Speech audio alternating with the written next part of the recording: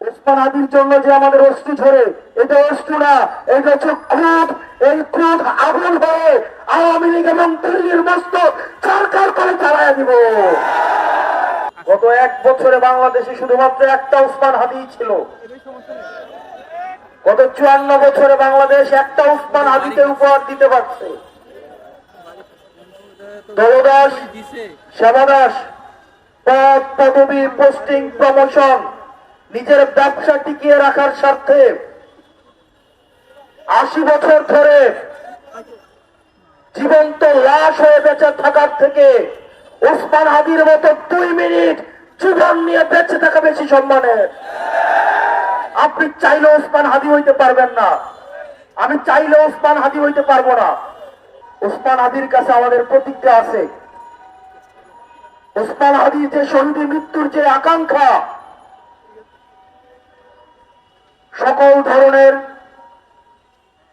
দুনিয়াবী লোভ, প্রত্যাশা, পদের লোভ, এগুলোর ঊর্ধ্বে উঠে উনি বাংলাদেশের প্রশ্নটা সবচেয়ে বড় আকারে উনি রেখেছেন। দুর্ভাগ্যজনক বিষয়, আমরা ওনাকে ধারণ করতে পারি নাই। গতকালের গুলিটা ওসমান হাদির মাথা দিয়ে ফুটো করে যায় নাই, এটা বাংলাদেশের প্রত্যেকটা মানুষের বিবেক ফুটো করে গেছে। আমরা আওয়ামী লীগের সাথে এখন সবাই পরকিয়া করি। বিশ্ববিদ্যালয়গুলোতে এসে আওয়ামী লীগ এখন মিছিল করে, মিটিং করে। গত 17 বছর আওয়ামী লীগ সেবা নিছে আওয়ামী লীগ নামে, এখন সে হয়েছে আওয়ামী লীগের শিক্ষক, টকশোর বুদ্ধিজীবী, সাংস্কৃতিক কর্মী, নাট্যকর্মী। ফ্যাসিস্টের কোন ধরনের বাংলাদেশে কোন স্পেস হবে না, সে যেই নামেই থাকুক না কেন।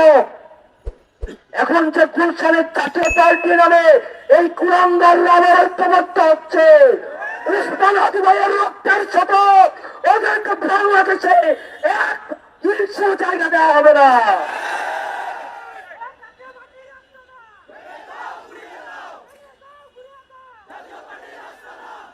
আমার ভাই ওসমান হাদির রক্তের শপথ, এই বাংলাদেশে দিল্লির এক্সটেনশন, ইন্ডিয়ার আধিপত্য এই বাংলাদেশে কোন ফর্মেই, কোন ব্যক্তির মাধ্যমে, কোন ইনস্টিটিউশনের মাধ্যমে, টকশিজীবীর মাধ্যমে, পেশাজীবীর মাধ্যমে এই বাংলাদেশে কোনদিনও আর ঢুকবে না। প্রিয় বাংলাদেশবাসী, আপনাদের ঐক্যবদ্ধ থাকতে হবে। আপনি নানা মতের হইতে পারেন, নানা পথের হইতে পারেন, আপনি ডানপন্থী, বামপন্থী, মধ্যপন্থী, আপনি যেই পন্থী হন না কেন, আমাদের একটা জায়গায় আমাদের এক হইতে হবে। আমরা এইখানে যারা আছি, আমরা হচ্ছে বাংলাদেশ পন্থী। আপনি কি হাত উপরে বাঁধবেন নাকি মাঝে বাঁধবেন? আপনি কি হাত ছেড়ে নামাজ পড়বেন নাকি বেঁধে নামাজ পড়বেন? আপনি ডানপন্থী হবেন নাকি বামপন্থী হবেন?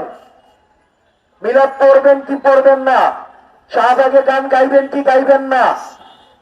এই কালচারাল সাইট গুলো বাংলাদেশে এনে মনে রাখতে হবে, এগুলো ফ্রিঞ্জ এলিমেন্ট আমাদের মধ্য দিয়ে আমাদের জাতীয় ঐক্যকে বারবার প্রশ্নবিদ্ধ করা হয়। আমাদের সামগ্রিক স্বার্থ আমাদেরকে শত্রু চিহ্নিত করতে হবে। আমাদের বাংলাদেশের শত্রু আওয়ামী লীগ এবং ইন্ডিয়া। আল্লাহর দোহাই লাগে আপনাদের কাছে, আপনারা যারা রাজনৈতিক দলগুলো আছেন, আপনাদের ছোট ছোট ব্যক্তি স্বার্থের ঊর্ধ্বে উঠে এই ছোট ছোট বিষয়ে বাহাস না করে এই প্রজন্মের দিকে তাকায়া, ওসমান হাদির প্রজন্মের দিকে তাকায়া আপনারা ব্যক্তি স্বার্থের ঊর্ধ্বে উঠে, দলীয় স্বার্থের ঊর্ধ্বে উঠে আপনারা বাংলাদেশটাকে ধারণ করেন। আমরা কিন্তু জানি কারা কারা ইন্ডিয়ার সেটেলমেন্টে এসে ক্ষমতায় যাইতে চায়, কারা কারা আমেরিকাকে মেনটেন করে, চীনকে মেনটেন করে। বাংলাদেশের ক্ষমতা নির্ধারিত হবে বাংলাদেশ থেকে, সীমান্তের বাইরে থেকে বাংলাদেশের ক্ষমতা নির্ধারিত হবে না, হইতে দেওয়া হবে না। এটাই ওসমান হাদি ভাই বারবার আমাদেরকে শিখিয়ে গেছেন। আমাদেরকে এটা ধারণ করতে হবে এবং উনি যে শহীদ মৃত্যু, যে গ্লোরিয়াস মৃত্যুর আকাঙ্ক্ষা উনি ধারণ করেছে, এটা আমাদের সবাইকে ধারণ করতে হবে। প্রত্যেকবার দেখা হইলেই উনি বলতেন,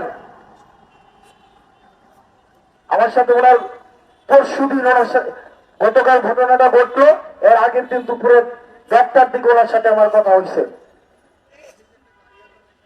একটা মানুষ এই পুরো সময়টা দলের ঊর্ধ্বে উঠে, মতের ঊর্ধ্বে উঠে, পথের ঊর্ধ্বে উঠে বাংলাদেশটার জন্য একা একা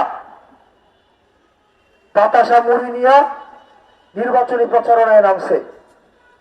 শত শত কোটি টাকা নিয়ে মানুষ নির্বাচনী প্রচারণায় নামে। গাড়ির বহর, লুটের বহর, গুন্ডার বহর, অস্ত্রের বহর, বুলেটের বহর। সেই জায়গায় উসমান হাদি মানুষের মন জয় করেছে বাতাসা এবং মুড়ি নিয়ে।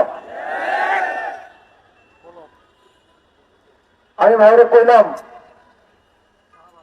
ভাই ওদের এস্টাবলিশমেন্ট আছে, কেন্দ্র দখল করার ক্যাপাসিটি আছে, সংগঠন আছে, আপনি পারবেন।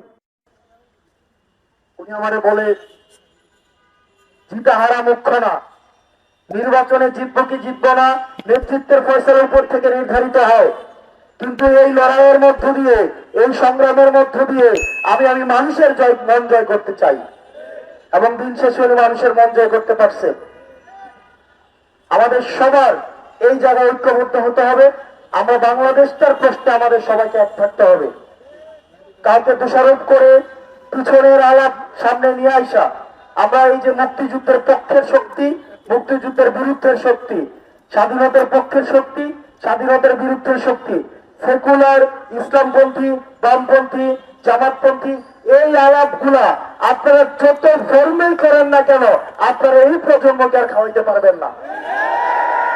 আপনাদেরকে ভবিষ্যৎ নিয়ে ভাবতে হবে, আপনার ফরওয়ার্ড লুক করতে হবে। বারবার অতীতকে টেনে নিয়ে আসা, বর্তমানের বাস্তবতায় আপনি যত হচ্ছে টানাতে যাবেন, এগুলো আমাদের এই প্রজন্মকে আরো বেশি ক্ষুব্ধ করবে।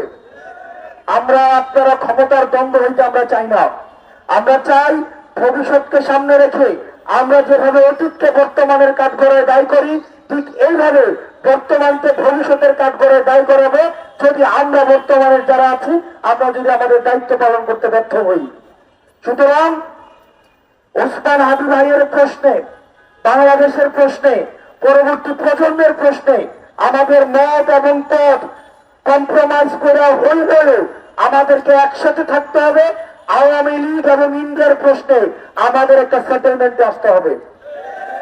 আপনি তলে তলে পরকিয়া করবেন, রাতের অন্ধকারে ব্যবসা করবেন। আওয়ামী লীগের সাথে কার কার ব্যবসা ছিল আগে আমরা জানি না,